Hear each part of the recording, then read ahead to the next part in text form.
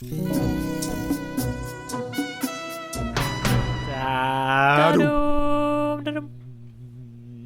we're back. One more time. One more time? Wait, what do you mean one more time? One more time? Well, we're always coming back one more time. We have to do it for 1,000 plus more times, you know what I mean? Oh, okay, gotcha. This is one more time, one of 1,000 You know what we gotta do? We gotta celebrate when we're sub 1,000 chapters. When we officially have less than 1,000 chapters to cover. Oh my goodness! Yeah, we need to. I think to improve our stamina, we just gotta throw in more celebrations. Oh, that's fair. That's fair. We do need to celebrate ourselves more because we are on this tour. Because we are. To be honest. What's up? Yeah, go for it. No, it's too late now. We had episode 50 and we didn't say anything. We did talk about it. We talked about it. But we didn't celebrate. No, we did not celebrate. No. Well, we didn't even say 50 is half of 100, and numbers are funny, and we get excited about certain ones. I will say that I am proud of us for sticking around for more than 50 chapters at this point. We could say that. You know what? 50 episodes. Yeah, let's just say, you know what? Everyone celebrates 50. Today, we're very, very excited about the number 51. And we are. You know why? Because we have been on this tour for at least 51 chapters, definitely 52 episodes, because I know we had an extra episode in there. Shortly, baby. And it's been fun to be doing this tour. Jacob, I appreciate you being here, because we are the Grandlinetourist podcast, a chapter-by-chapter examining or re-examining of Ichiro Oda's manga, masterpiece manga, One Piece. There's a lot of pieces in there. I always forget. It's funny when I wrote it, but it's a pain in the butt to say it. I am Eric, the tour guide for you for these last 51 chapters, and then one fun bonus chapter. Fun bonus episode that we might sneak in later on too. It might be a continuing thing. Who knows? Who's sitting across from me from the interwebs that is probably sponsored by X amount of technology places? None other than the person, the person we named the whole podcast after. Jacob Jarecki. I am so ready. You kind of rhymed your name. You said "Vu ready for you" or something, and I don't know. Did I really? A little harder. You did something. It did rhyme. I can confirm it rhymed. Vu is so easy to rhyme stuff with. No, you just take it. I know. You get to take advantage of that. Well, I have to think of eki. There's not a lot of eki words in this world. Spaghetti. Eki. I'm Jacob right? You could do it. Spaghetti. Tragedy. Okay. I'm Jacob Jarecki, and I'm full of tragedy. Spaghetti is a good slant rhyme. Mm-hmm. I'm Jacob Jarecki. I can kind of forsake my namesake. I'm Jacob Jarecki. I did not eat some spaghetti. Let's go and talk about Tom Petty. See how what I did there? I finished your rhyme. Indeed. He sang songs, right? What's up? Yes. Tom Petty? Okay, cool. Yeah, no. So, I'm sure our podcast is full of references that at some point to some listeners will be outdated, but I try to make sure the ones that are outdated to me immediately, I follow up on a little bit, make sure I got the nugget, the core of it. Right. I'm your tour guide, and I'm ready to be taken on a tour. Eric, take me on a tour. What are we doing today? I'm going to go ahead and jump into this itinerary for chapter 51. Again, celebration. Woo, poppers. Yeah, 51. Great number. Is it prime? It's not. 3 can go into it, can't it? Yep. Nope. Oh, no good. gross. It's an okay number. It's a pretty good celebration number. It's off neglected. We decided we're gonna, give it a little love, and here we are. Oh, you know what? I was gonna. I before we do the itinerary, we have to talk about this buggy arc that's still happening on the cover arts. Chapter 51 is no different. We have a buggy part 12 called A Woman of Mystery. And I'm so excited to see this woman here because I'm just so excited to see excited her. Because well, first off, she seems fun. She seems cool. She just shot that crab in the face because you can see it's such a cool little art because you can see that the crab has a little smoking thing right in the middle of him. So you can I'm assuming the smoke is parallel to the smoke coming out of her gun, out of her pistol. Yeah, well, just mild theory here. That crab is missing 2 teeth. Maybe there was some other shots fired before. Oh, yeah. Maybe there was a fight. Almost like a carnival game, where you got to knock out the teeth. Yeah. Whoa. Can confirm. The front of the last chapter, there was full teeth on that crab. And now 2 are missing. Cool. I'm going to go with, we got Yeah, one shot, and the third shot was the one in the nose that we see smoking. Yeah, I love that she's just holding Buggy like a toy. But also, he was in the water. He was gonna die. You see, like, his foot was wet. So she really saved him. Yeah. Way to go, woman of mystery. I mean, it would have been a little sad if Buggy's adventure ended at part 12. I hope Buggy gets to make it to, like, 51, just like us. Yeah, me too. Do you want to, and I'm probing you here, do you want a tinfoil hat, this mystery woman? Oh, goodness. You know, given the go-ahead, I always will. I'll always find some foil. I'll get some Reynolds wrap. I don't know a lot of other brands of foil. That's the only one I use. I'm sure there's other brands that are okay. Hats going on. Crumple. And I see there's hearts in the back of this flag, all right? Yep, we got a hat on this fine, woman of mystery. We got a gun. Now, when asked to probe, I'm just going to go out on a limb here, and I'm going to look at your facial expression to see how I do. Oh, yeah. I don't know. I'm getting the only character in my mind that is similar, that is a pirate. I'm getting Alvida? No. Mm-mm. I said it, but we had a pirate, right? That was the captain of Kobe, right? Yeah, that was Alvida, yeah. Yeah, no, I just was trying to think of other lady pirates. I feel like, should I take my tinfoil hat off in shame? The hat on her head kind of looks like a cowboyish hat, kind of like our buddy Hawkeye revealed last chapter. Maybe Hawkeye's long-lost lover drifting aboard the sea. Oh, goodness. Look at that. Look at you. Yeah, she has sandals on. She does have Sandals. That's okay. No, I got it. It's even better. This is kind of fun now that I'm treating this as I'm not going to succeed. This is Luffy's mom. Also wears sandals all the time. Luffy's mama. Oh, no. I'm writing it down. Is that what you want to go with? Final answer? Final answer. This is a relation of Luffy. Could be a mom, could be an aunt. Luffy's, so some female relative of Luffy. Relation. Luffy's relation, and, it's the origin of why Luffy likes wearing sandals. Not because he lived on an island and a lot of people wear sandals. Sandals. But, did Luffy? I feel bad. Luffy did not live on an island, right? He did. He lived on the coast. Coast? No, he lived on an coastal island. island. They all do. Well, okay, so he lived, but some people got to live on the not the Grand Line. The Red Line? What do they call? The Red Line is a big landmass, right? People live there. Yeah, probably, but he's not one of them, I don't think. Okay. Yeah. Maybe it's more fun to have water on all sides. More exciting. Okay, yeah. Am I gonna get anything else from you, or is that just going down to the logbook and then one day you'll give me a wink? It's in my logbook. All right, fair enough. Yeah. All right. I feel like a failure. All right. Well, that was great. It was fun. I'm glad I probed you into that. I felt that's a little mean.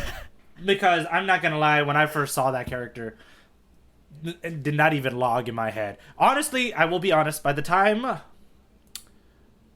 I don't think I was reading One Piece during this time when I was experiencing the story. I think I was watching the anime. So these cover arts didn't even register to me. I didn't start reading the manga until like 150, 200 chapters in, and the cover arts are already a thing.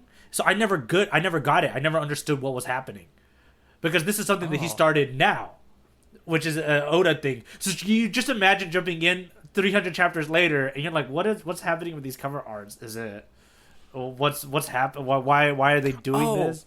Yeah. So so you started reading at the point where you were in the anime. So you skipped all the beginning stuff you knew. Yes. And so you were met with cover arts possibly revealing a story that you would not taken part in at all, which I would be. I mean, I don't know if this is like, do we just get Buggy's crew to the end of time? Like, the story is Buggy forever? Like, you were 300 chapters in and wondering, like, why are we still going on with this Buggy dude? That was way back in the anime. We'll see. Dude, right? Yeah, so you can imagine my complete, like, because I didn't even know the mechanic of the cover arts at that time. I was like, what's happening? I thought they were just goofy things that he drew for fun, right? Or he made one of his and then sometimes labeled with numbers and sometimes, gave character names next to. I remember the exact moment where I was like, is this a story?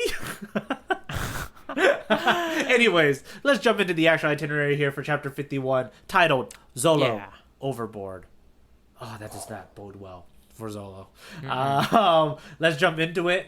Zolo finally gets a chance to duel Mihawk, the greatest swordsman in the world. His ambition, the manifestation of his ambition, standing in front of him.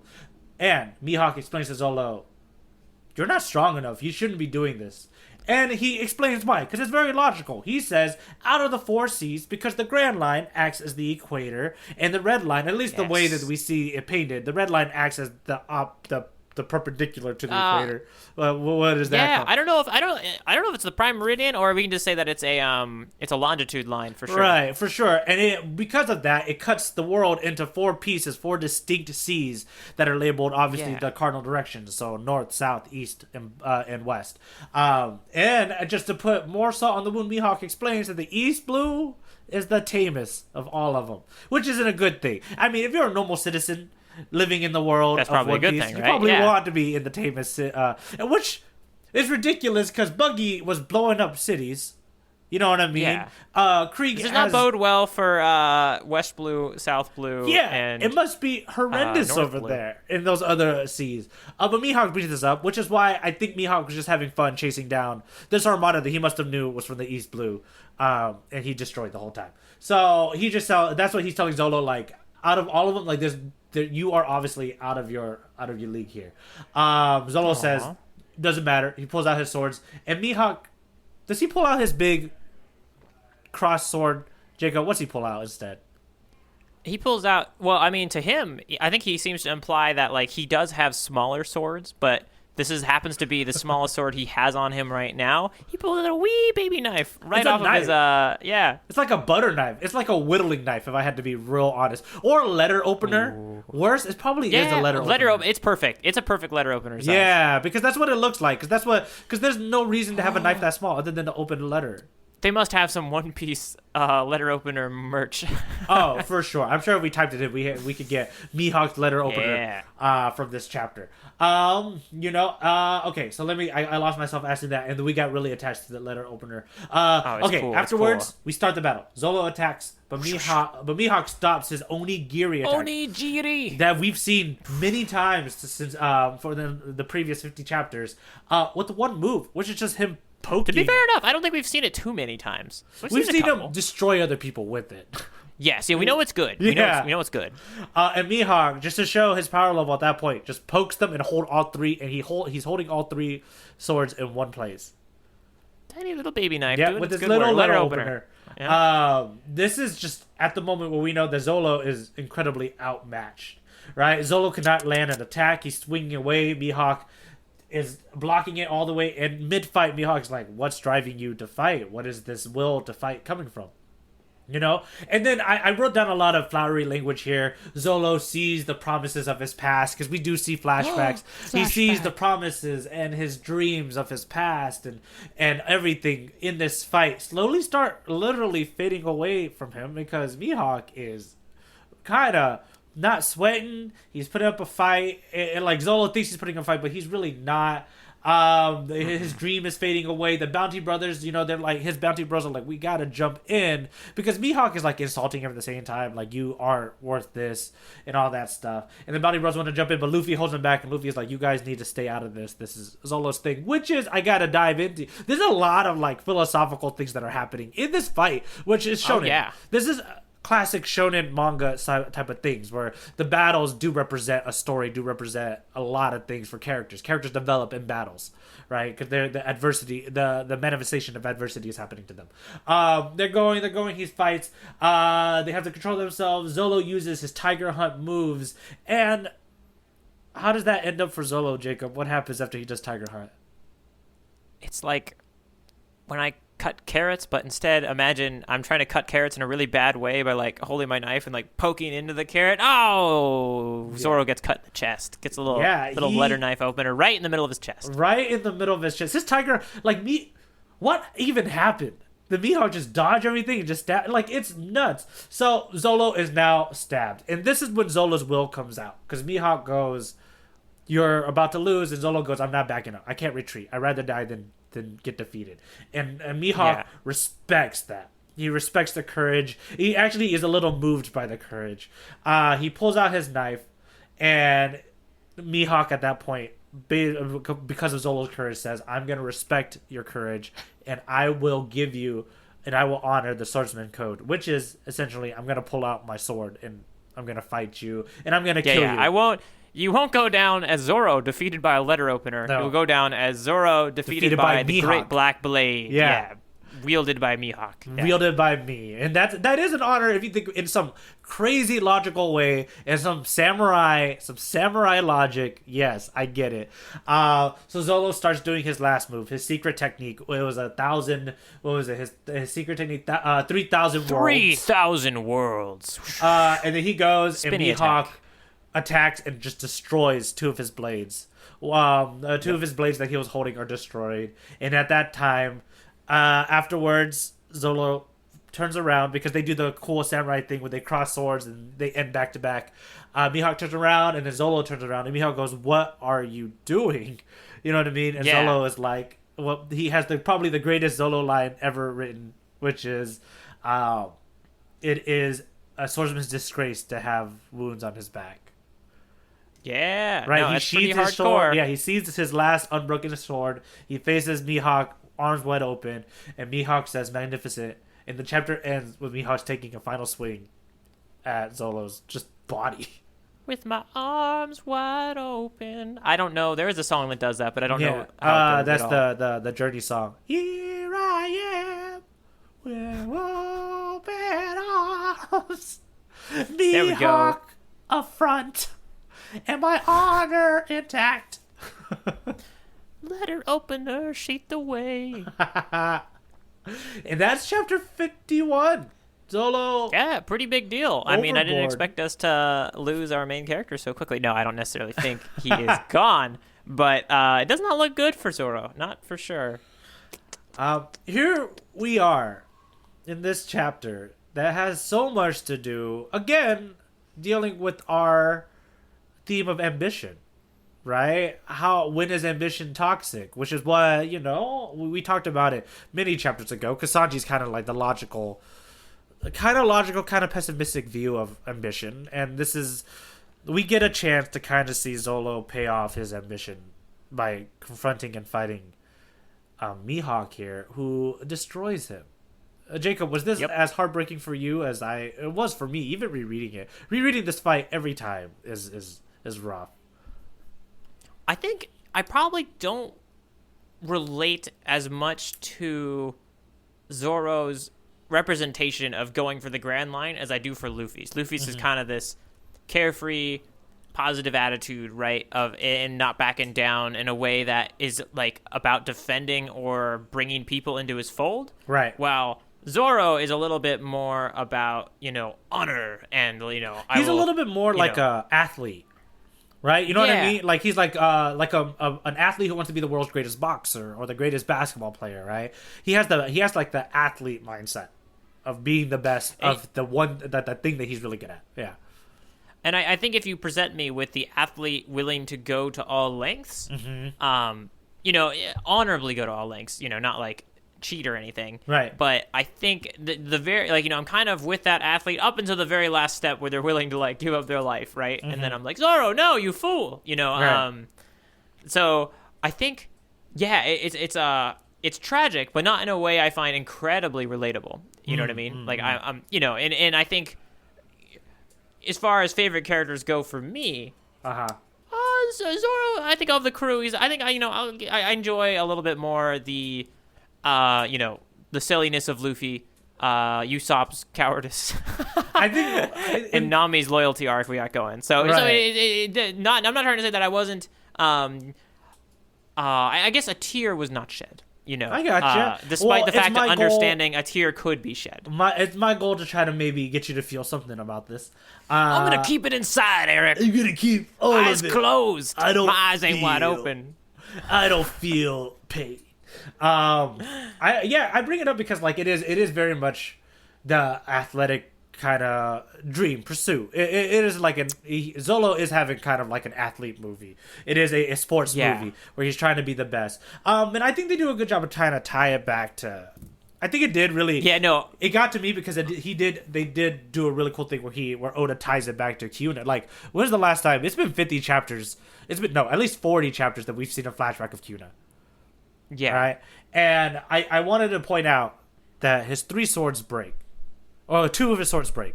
2 of the 3. Yeah. Do you want to guess what sword didn't break? That's very sweet. And now I'm also being forced to remember. Did he get a sword from Kuina? The last one.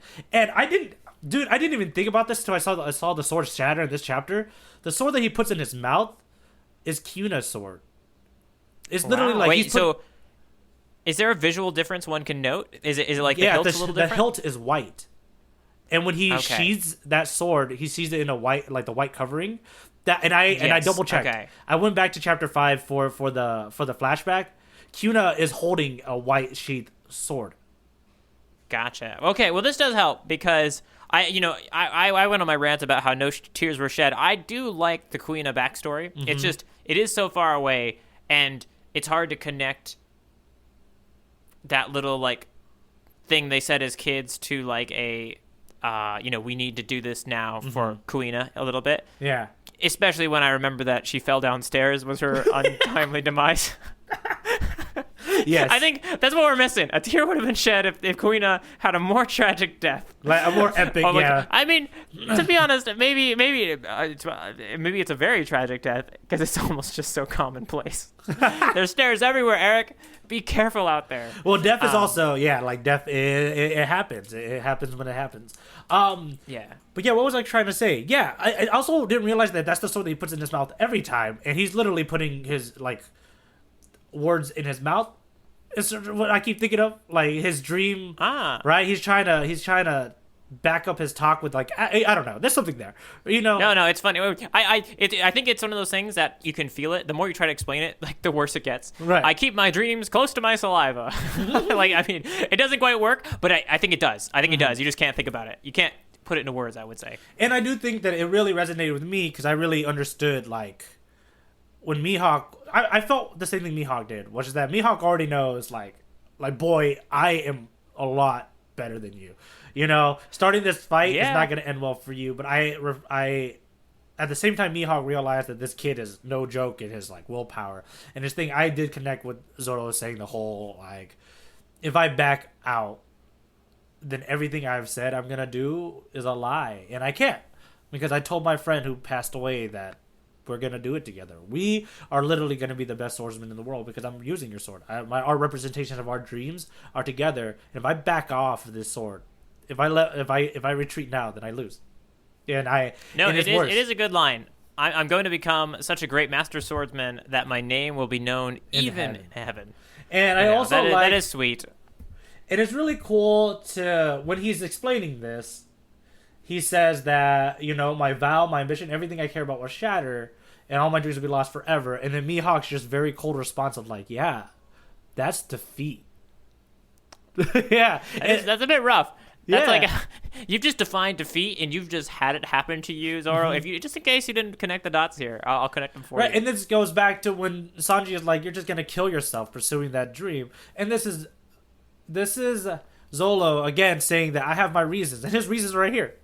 His reason is that if I am defeated, then it has to be to death because I can't live with myself. The fact that I failed Kuna essentially again, right? Because I failed because I never had the opportunity to live long enough. Put a pillow at the bottom of the staircase. Oh yes, or to see one of us become, the greatest swordsman in the world, sort of deal. Yeah. It is interesting because like I do. It works better for me when you put it in thematic terms and when you picture what's actually happening. The idea of putting one's life on the line for one's dream, pursuing the grand line, that lands well. Zoro giving up his, arms open wide, kill me in the sword fight. It's why you need that connection, I'd say, to that theme. Otherwise, it's like, Zoro, come on, you got your arms out like a cross, getting killed by the cross blade. Stop it, man. You can't help but notice like Luffy is scared at the end of this chapter. Like as much as he's Yeah, because trying it to is honor the first... fight by right. pulling him back, right? Mm-hmm. Yeah. But it's also the very first time that, like, oh my god, what's in the Grand Line? Like, Mihawk is a representation of the Grand Line right now. That's peak. That is the peak of it, right? That's the greatest swordsman in the world is right there. That's how he fights. With a letter opener for the majority of the fight. With, you know, again, with the strongest swordsman in the East Blue. Right? And that... he can't keep up. So like, for me, I'm like, so you have to ask yourself, what does it mean when if Luffy defeats Krieg? Right? That's just such a cool level. Like, we're talking so much. There's so much like power discussion right now. So much nerdy One Piece discussion about like what's it mean? Yeah, well, because like you've got Krieg, who is someone who is trying to get to the Grand Line and take it on, right? But so he's not a Grand Line villain, really. Nope. You know. So yeah, if Luffy hopefully Luffy better defeat him, right? Otherwise, Luffy's got no hope for the Grand Line, right? What else is left? It's hard not to picture Hawkeye's big sword and to think that that's a pretty good counter for stretchy stuff. Right. He's like, oh yeah, Luffy. I mean, we haven't seen you really like put yourself back together. I don't think there hasn't been a slice and reconnect yet. Mm-hmm. No Clay gummy boy yet, but we'll see. Maybe that's a thing that's coming up. Yeah, and I do really like that the whole like Luffy keeping the boys out of the fight. Because I do think, like, for Luffy, again, because we know this about him, he's very much like, you are part of my crew, but your wants are my wants too, right? And like Zolo does not want us to interrupt this fight. This is his opportunity to. It is an opportunity. It's his opportunity to fight the greatest in the world. This is what he wants. Yeah, and if he wants to be killed by a letter opener, right? Or he wants to be the best. You know, the letter opener happens to be the thing stopping him from being the best. No, and to be honest, Zoro, he did his best and got the fight upgraded to death by real sword. Which is cool. So, I get that. Kudos. Yeah.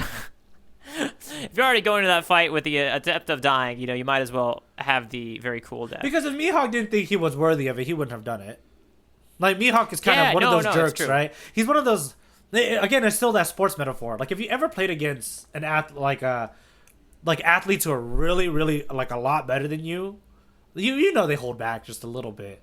But when they, like, turn it on, you're like, oh, my God, what did I just play against? No, well, it was kind of there is one moment when Zoro goes ahead and does the three-sword style secret move, 3,000 worlds, I think? Yeah. It is interesting because there is a little bit of an exclamation point and a little bit of sweat on Hawkeye's face. And I couldn't help but notice that particular secret move creates, when he spins the swords, what looks like the default pupil of the eye of Hawkeye. Like, we haven't talked about, like, I think Hawkeye is called Hawkeye because of the weird eye, the weird circular eye that he always has. I think no matter where he is, he almost looks like he always has the crazy hawk eyes, right? And weird, bro. That's really cool that you brought that up, because Hawkeye's eyes have little circles around. And so, and I don't know if that's what, like, I for a second there, I feel like Hawkeye got freaked out, like he was like looking at his own eye almost, right, when he did that move. Ultimately, that did not phase Hawkeye at all, right? We go on.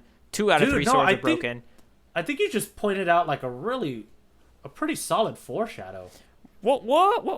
That's what I like. Well, because I was thinking if potentially that freaked Hawkeye out, and it had to do with somewhat the relationship between his eye and the pattern of that move. Yeah, maybe we gotta do some more spinny moves to create some more weird motions that are gonna mess with Hawkeye's eyes to defeat him. Because I'm wondering if that's Hawkeye recognizing something specific in Zolo at this moment.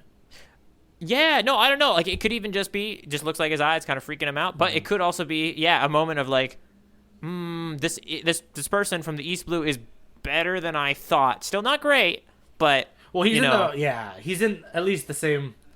Oh God, this chapter's so good. Just in the same he just recognizes a lot. First off, he pulled out his sword on him, which you can imagine Mihawk might not be doing all the time unless he's fighting against real, like, people at his level that he needs to defend and fight to the death with. So this is really good on Zolo to kind of at least have that.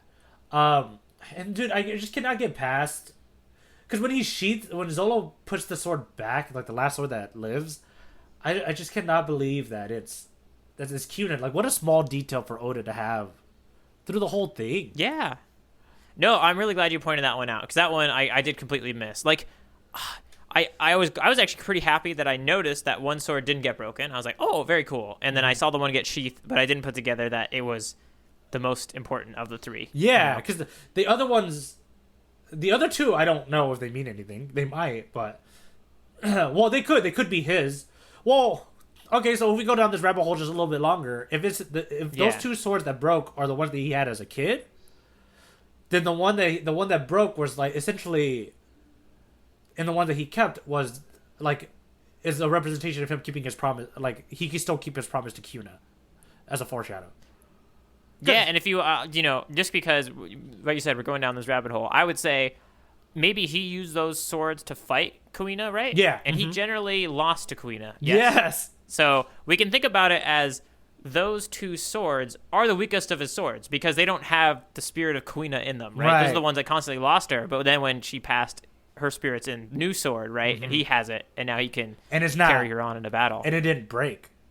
And it didn't break. Right? Yeah. Like it's like a representation of like you get to still keep. I mean, the cliffhanger here is that we don't know if he's alive, but this is a pretty nasty. We don't know if Zoro's arrived, right? Yeah. But I mean, no. This I'm betting he is. Like this would be a huge change for the world of One Piece if we lost a character like Zoro at this point, right? Can you imagine? That the rules of the manga have now been rewritten. We're getting a little bit George R.R. Martin here. Nobody's safe. Like Nami may already be dead. We're gonna find her washed up on a beach. Who knows what's gonna happen? Nobody's safe unless your name is Jon Snow. Yeah, exactly. Unless your name is Monkey D. Luffy. Or the Iron Throne, because the Iron Throne lives for the most part through the whole series. Yeah, there you go. Okay, so there's one. I kind of want to do one deep dive into our personal lives here. In this fight, Zolo has a moment where Zolo goes, "Our power levels cannot be this different." I wanted to ask you if there was ever a moment in your life when you were, I don't know if you competed or maybe in college academically. No, it's funny.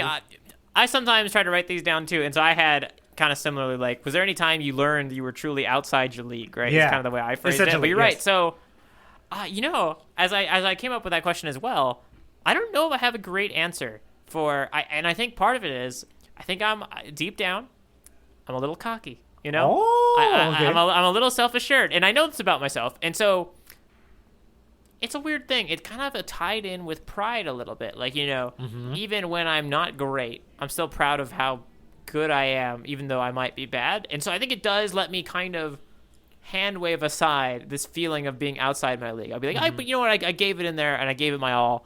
I must have, I feel like almost like Zoro, that like even when I'm doing not great, that I still I'm drawing out the big sword of even, the people that are, I surprise them a little bit somehow. But if I had to say, I feel like, when have I been most outside my league? I know when I've been the most unprepared, probably. I do feel like maybe historically, I probably performed improv with improvisers I thought are much better than me at times. And that's probably the most, like, these people are just walking circles around me as far as their ability to understand what's going on in this scene, and I am so behind, you know what I mean? And I am in it, but, like, that's a different one. It's interesting because that's not so competitive. We're supposed to be helping each other, right? But still, I was aware of the skill differential, let's say. No, I get you. My example was actually from improv also. Because way back when I did a comedy festival over in Santa Monica, and it was an improv festival, and I had a few shows. I had one team perform, and then I had West Side. Yeah, the West Side Comedy Festival. Yeah, and I was able to do also their ensemble team, which is just they collect a bunch of different improvisers from around the United States. Whoever apply, they put them together in a team, and you learn you learn a form, and then you perform for the festival. I thought that I had like a very solid a solid festival experience, and shows like we had a lot of people come out, had a lot of good reactions, a lot of laughs. Essentially, in industry terms, we killed it, right? Like I felt like I had a killer weekend of like getting laughs and feeling very fulfilled. But this moment that Zolo had, it's so distinct because I remember having it too. I watched another show perform, and it was a podcast recording called Alchemy This. And Alchemy This is a podcast that's put on by, God, I forgot what his name is. It's one of the actors in A Few Good Men. Is that the Tom Cruise, Aaron Sorkin movie? It sounds right. Right? You're thinking of the You Can't Handle the Truth one? Yes. Nicolas Cage. Yeah. That sounds right. Yeah. The guy, Kevin something. Wait, there's no Nicolas Cage in it, though. No. It's Tom Cruise, Demi Cruise. Moore, I think. And then the other actor. Or Demi Moore. Yeah. We definitely have, it's not De Niro. Good Lord. No, it's Kevin, it's Kevin something. Not Kevin Bacon, but is Kevin Bacon in it? I think Kevin Bacon is also in it. Well, regardless, before anyways, before we fall down that hole, this podcast has him, and then he has like veteran improvisers, like big names in the improvising world, like actors that we've seen in movies and stuff like that. They come and they perform in this podcast recording, and I remember watching that show. And just like, it's coming off of a weekend that I thought I had such a killer weekend. Were you watching Were you watching it live? Yeah, like the a live recording of the podcast. So this you're watching the live thing that would eventually be in the podcast, right? And it's just like these improvisers have been doing improvised comedy for like decades upon decades since the beginning. Being the beginning of the SNL days and all that stuff. And then some of them newer, like maybe 5 to 10 years older than me. I remember watching that show and being like, my God. I thought I was good at this, but they're like at such a completely different level. And I remember feeling the way Zorro does, because I was frustrated. I was frustrated at this idea of like how much farther I am, like how much farther I still have to go, right? And it was frustrating. Little East Blue improviser over here. You know what I mean? I felt like a big fish in a little pond at that moment, where like there's this whole grand line worth of improvising, like the world of ahead of me. That I had to decide whether or not I still wanted to push through. Yeah, got to get to those Australian improvisers. Yeah. They're good out there. But it's just one of those things that I did recognize, like, my God, it's completely different. It is the level difference is humongous, and it belongs elsewhere, and it is so much for me to try to figure out. So it's kind of cool to see it kind of play out here in One Piece. And then one of the improvisers, they took a zip zap zop and put it right into your chest. Yes. And they reminded me. But yeah, I think the rest of this arc is gonna be very big for Sanji, because Sanji's seeing this play out. He's watching it play. No, out. It's kind of funny. Like that's something Like for me, I'm always kind of like pulled by the narrative arc, like by the seat of my pants. Like if Sanji didn't come back for the rest of this arc, it would make sense to me, just because from the way Oda has done these stories, like we also like Iron Fist, right? Kind of disappeared. Like I wouldn't expect them to disappear forever, but like if Baratier was to all of a sudden just like take a backseat to like this interlude about Zoro's ambition, that would make sense to me just as much as Sanji coming out and doing something. And so it's interesting that you got a feeling for that, having seen this arc play out before. The arc a few times. But that kind of is for me. It's like, oh, interesting. And Sanji's gonna really play a key role here. That'll be cool to see. Right, because you don't know what's gonna happen after this. Because this is pretty intense. I mean, it ends on Luffy like really scared. Yeah, no, it's a big deal. And I actually like the title of this chapter, Zoro Overboard, because this chapter does not show Zoro overboard at all. I think the implication is after getting slashed, he's going to fall off this, raft fighting, rink zone that he happens to be in and splish splash into the water. Yeah, unless someone stretches to catch him or something. And Luffy's not going to be able to grab him. Luffy's got some stretch ability. I think it could. But if Zolo's in the water, once he's in the water, that's an interesting point. I feel like we have enough people to at least fish Zolo out of the water. I don't think Zolo falling into the water hopefully isn't if only we had somebody who could have swam to Zolo, he'd be alive today.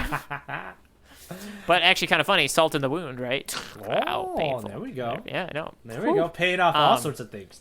And that's going to be, I think, the only real joke, because I don't think this was there wasn't a lot of jokes throughout. Not a lot of laughs in this chapter for sure. No, just a lot of realizations of defeat. Opie's got realizations. Opie got sadness. Opie has some just philosophical ideas about defeat in this chapter, and about what it means to lose and chase your ambitions to the ends of it. You know what, Eric? I have an ambition, and that ambition is to be the first person to send in the panel battle this week. Oh, are Nice. you ready? I actually already got it in Discord. It's already spoilered, so you haven't been staring at it the whole time. You just click on that sucker, and you will. You know what? When I look at it, why don't you tell the audience chose. about how they jump into Oh, this yeah. fight? Take a gander. You're going to take a look at that panel that is participating in the one, the only panel battle.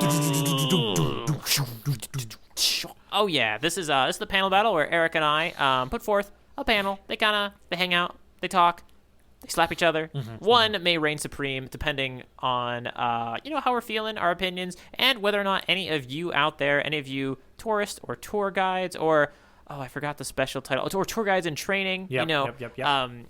Whoever you are, feel free to send in your own panel of choice. Ahead of the chapters we're reading, after the chapters we're reading, we'll call them out. We'll put them in the ring, and you can do that by emailing out to where, Eric? I shudder as I ask this question to you.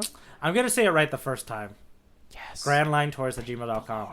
Again, very that good. email And we're just moving right along. Eric, what do you think of the panel? At I sent it to you. I got it. Dagnabbit. I got it in. What do you see? NemoPodcast@gmail.com. Oh, yes. Let me look at your panel. I'm already looking at it. This is the scene where Zolo's about to attack, and then Mihawk pulls out his letter opener. And the cool... let me just read the dialogue real quick. I'm not the kind of fool who hunts rabbits with a cannon. Which is fair, because I think the rabbit would make it out of a cannon. You may have a reputation, but you're still just a bunny. And then, my favorite detail of this whole panel is the knife gets the letter opener gets a little dialogue bubble. Whip. Whip. Yeah. Is it the cross that was on? Was this his... This is the reason I picked the panel. If you didn't realize it, did you not know that yet? I'm so happy if you didn't know it. I'm also happy if you did. Oh, no. It is the cross. It is the cross around his neck. Yeah. That is legit. The letter opener, he opens letters a lot, so he keeps it close to his heart, the little knife. And it also kind of helps out with the fact that, this isn't quite it's not really a Christian symbol. It's actually just a very utilitarian way to have a knife. Oh my God! Around your neck he at all times. He has the little end of the cross in his fingers, in his other hand. He does. That's you can see the sheath. Yeah. No, I almost earlier in the podcast, I almost called out that he pulled it from his neck, but I held out until now just in case, because I kind of had a feeling you didn't realize it yet, and I was like, I rarely get a chance to, point a detail back at you, but it's very, very cool. No, I get that. That is awesome. That is really cool. Mind blown. Mind blown. All right. Well, I'm gonna toss mine over to you. Oh no, I don't want to open files. I want to copy paste. I'm running in the outfield to catch it. All right. Copy paste. Boom. Okay. What do we see here? We see a jagged bubble. Oh, there's another word. A jagged caption that says 3,000 worlds. This is Zoro going in with his super secret 3-style sword move. And there's doom everywhere. There is also the shattering of 2 of Zoro's sword, and the one sword that is in his mouth, which we have identified as Kuina's, remains perfectly fine, perfectly good there. But we see a lot of blood. We see a lot of foreshortening with Zoro's left arm towards the front of the panel, his right arm hanging back. A lot of massacring of swords, a lot of bravado going in for this hit, a lot of blood. It is brutal. Oh, and wait, it's not blood. Is he moved past the cloak of... In the background, is that Hawkeye? Has he moved past Hawkeye? Mm-hmm. Oh, I thought that was a blood splatter. No, there are blood splatters, but the one that I thought was a big blood splatter is actually the cloak of Hawkeye, as Zoro has made it past him. And this is what you were saying earlier, that I kind of missed it when you mentioned that they kind of end back-to-back in this fight, right? So this is where Zoro actually gets past him with one sword remaining, honorable thing, but is quite having lost that little encounter. I just love that there's blood splatter at the back where Mihawk's sword is, and on Zolo. Yeah. So it's instantaneous. Of we're just trying to interpret, right? The blood's instantaneous at that moment, because that's how fast it's going. if we were witnessing this would how it would look in that one moment, so fast. Yeah, incredibly fast. It's like that. It's like again, the sports analogy, just like a really good in-action picture, like freeze frame of the action. And I just love it's all of it. It's his dreams shattering in front of him, but Kuna's still Kuna's sword is still intact. so maybe there's still a chance. Yeah. But he's lost again. We haven't seen Zoro lose. No. This point.